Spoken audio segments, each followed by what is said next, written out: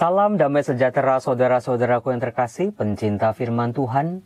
Berjumpa kembali dengan Bible Learning with Father Joseph. Bagaimana kabar Anda hari ini?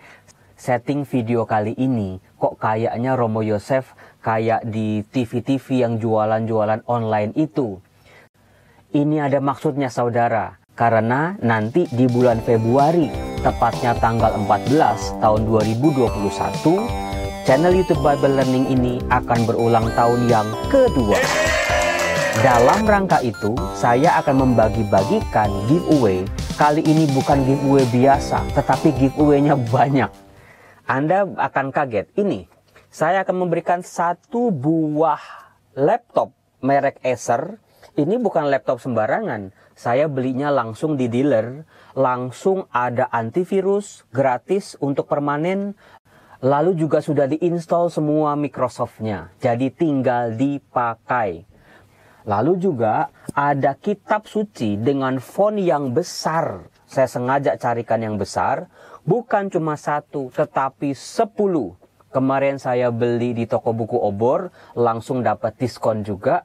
10 kitab suci dengan huruf besar. Jadi ini cocok untuk simbah-simbah, kakek, nenek, oma, opa yang matanya sudah mulai susah membaca kitab suci yang huruf kecil.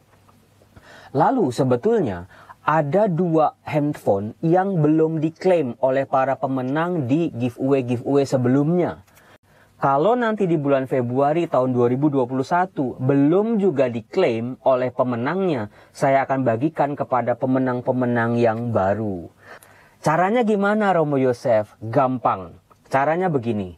Di video ini, silakan di kolom komennya Anda tulis 5 kitab yang ada dalam kitab suci perjanjian lama maupun perjanjian baru.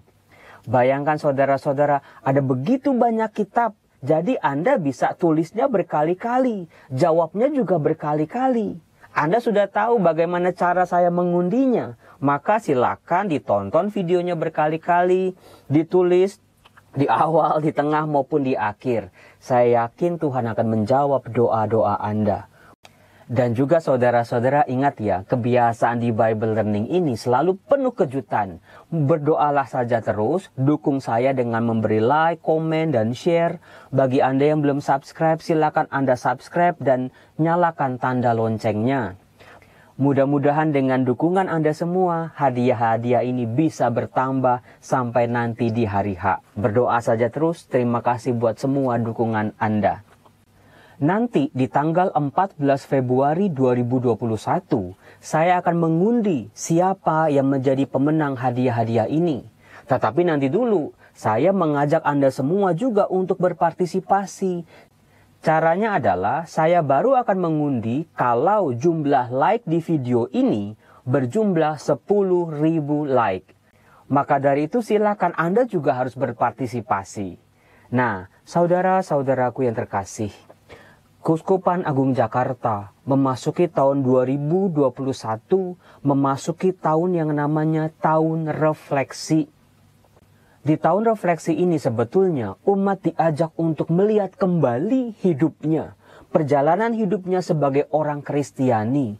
Bagaimana hidupnya sudah punya makna atau belum. Maka dari itu tema yang diangkat adalah semakin mengasihi, semakin terlibat, dan semakin menjadi berkat. Nah saudara-saudara, ketiga kalimat yang indah itu baru bisa terwujud kalau seluruh umat beriman ikut dalam gerak gereja ini. Kita baru bisa mencintai, kita baru bisa terlibat, kita baru bisa menjadi berkat. Kalau ada satu elemen dalam hidup kita sebagai orang beriman yang tidak pernah boleh dilupakan, yaitu yang namanya kesetiaan. Tanpa kesetiaan, tidak pernah ada orang beriman yang mampu bertahan dalam proses-proses kehidupannya. Jatuh bangun, tertawa, menangis, berjumpa dengan orang-orang baru, maupun ketika kita memasuki pengalaman-pengalaman kehilangan orang-orang yang kita kasihi. Saudara-saudaraku, soal kesetiaan, Tokoh kelima yang akan saya angkat dalam rangka tahun refleksi ini siapa lagi kalau bukan Ruth. Tokoh perempuan yang bernama Ruth adalah sosok perempuan yang kesetiaannya sudah tidak perlu diragukan lagi. Ruth adalah seorang perempuan, dia seorang istri, dan juga dia seorang menantu, dan dia juga seorang ipar, dan juga dia seorang ibu.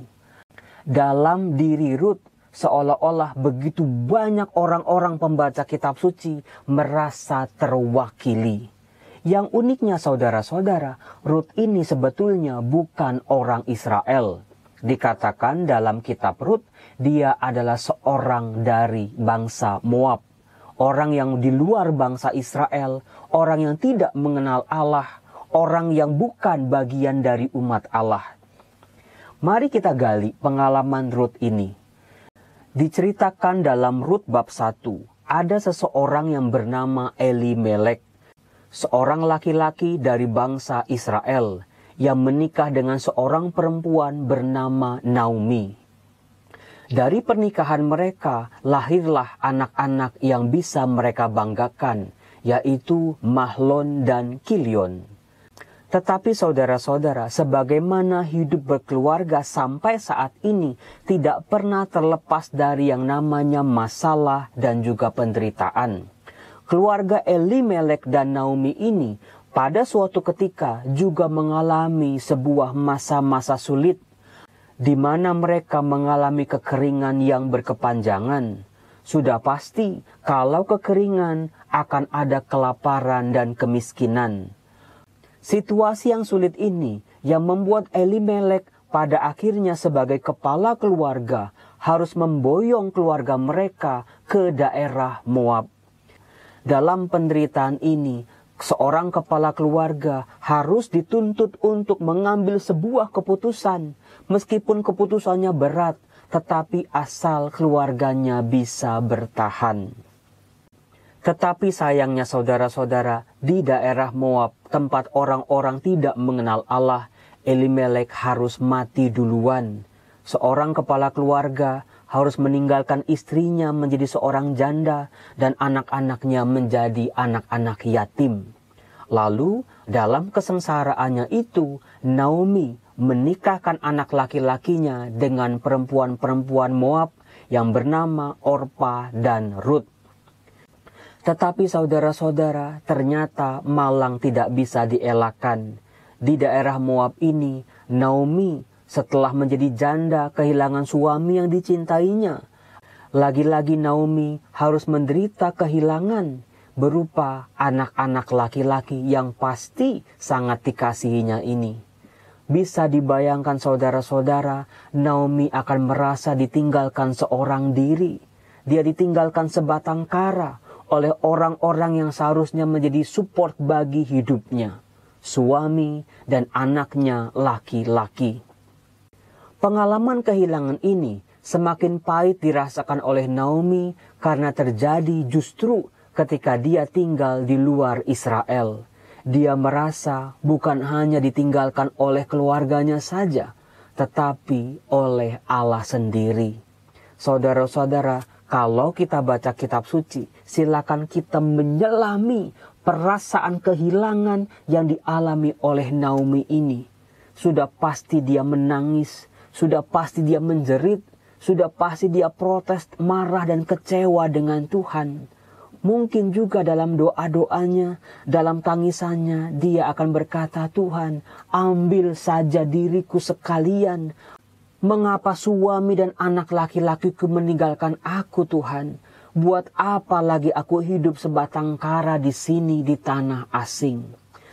Nah saudara-saudara, dalam pengalaman pahit dan getirnya ini, Naomi memutuskan untuk pulang ke kampungnya, ke tanah airnya, yaitu tanah Israel. Nah, dalam situasi itulah terjadi sebuah peristiwa yang sungguh mencengangkan. Orpa dan juga Ruth yang seharusnya sudah tidak punya lagi ikatan dengan Naomi karena suami-suami mereka sudah meninggal, tetapi mereka memutuskan untuk ikut pulang bersama Naomi pergi ke tanah Israel. Dari fakta ini saudaraku, kita bisa mengenal figur Naomi lebih dalam lagi, yaitu dia seorang mertua perempuan yang sangat disayangi dan dikasihi oleh menantu-menantu perempuannya. Bisa kita bayangkan dengan mudah kalau Naomi, seorang menantu perempuan, kejam, jahat, dan diktator dengan menantu-menantu perempuannya, sudah pasti Orpa dan Rut tidak akan mau ikut Naomi untuk pulang kampung. Jadi di sini kita bisa belajar dari Naomi. Kalau Anda seorang mertua perempuan, kasihilah menantu-menantu Anda sebagai anak-anak Anda sendiri. Nah saudara-saudara, Naomi tidak mau menantu-menantu perempuannya ini ikut dalam penderitaannya. Maka Naomi meminta Orpa dan Rut untuk pulang, untuk menikah lagi, mencari kebahagiaan mereka. Sehingga pada akhirnya Orpa, salah satu menantu perempuannya, akhirnya menuruti kata-kata Naomi. Tetapi lain dengan Rut. Rut bisa berpikir lebih dalam lagi. Mertuanya perempuan ini sudah seorang diri. Tidak ada yang menemani, tidak ada yang menopang kehidupannya. Maka Rut lebih keras lagi untuk mau ikut dengan Naomi. Bahkan Rut mengatakan, "Janganlah desak aku meninggalkan engkau dan pulang dengan tidak mengikuti engkau. Sebab kemanapun engkau pergi, ke situ juga aku pergi. Dan di mana engkau bermalam, di situ jugalah aku bermalam. Bangsamulah bangsaku, dan Allahmu Allahku. Di mana engkau mati, aku pun mati di sana, dan di sanalah aku dikuburkan." Saudara-saudara, kata-kata dari Rut ini bukan hanya sebuah penghiburan buat Naomi, tetapi Rut melakukan sebuah tindakan yang nyata. Saudara-saudara, kalau kita lihat dan dalami teks ini, hidup Rut juga sebetulnya merana. Rut dalam penderitaannya juga sama-sama seorang janda. Justru dalam penderitaan itu, Rut mampu lebih dalam merasakan penderitaan dari Naomi, mertua perempuannya ini. Saudara-saudara, hanya dengan kesetiaan kita bisa menunjukkan kasih yang sempurna, kasih yang tanpa batas. Kita bisa berempati dengan orang-orang yang juga menderita. Meskipun kita sendiri menderita, tetapi biarlah dalam kepahitan itu justru kita bisa merasakan dengan lebih dalam lagi penderitaan orang-orang di sekitar kita. Nah, dari kesetiaan itulah kita bisa melihat bahwa pada akhirnya hidup Rut yang menemani, berkorban, mau menderita bersama Naomi.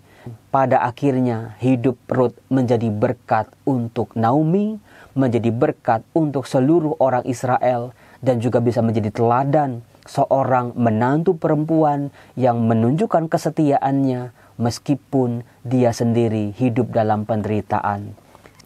Saudara-saudara, semoga dari kisah Rut ini kita semakin mampu untuk mengasihi, semakin terlibat, sehingga pada akhirnya kita bisa menjadi berkat.